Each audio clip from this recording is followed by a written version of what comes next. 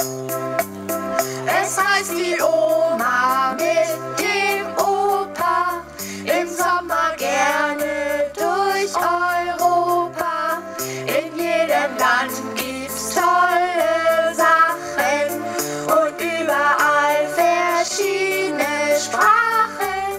Die Reise fängt in Deutschland an und dann geht's weiter mit der Bahn. Nach Albanien, in die Schweiz nach Bern, auch nach Polen gern. Griechenland, Athen, haben Sie schon gesehen. Die Reise, die ist weit, doch Sie haben mehr Zeit.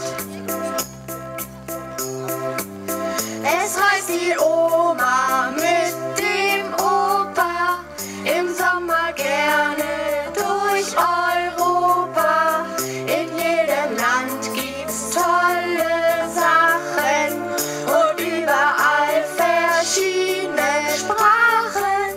Die Reise fängt in Deutschland an und dann geht's weiter mit der Bahn.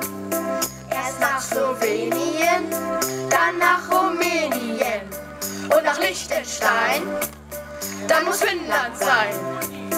Dann nach Italien und nach Moldawien.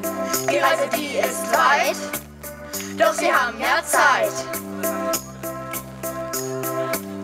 Es heißt die Oma mit dem Opa, im Sommer gerne durch Europa. In jedem Land gibt's tolle Sachen und überall verschiedene Sprachen. Die Reise fängt in Deutschland an und dann geht's weiter mit der Bahn. Und dann, irgendwann,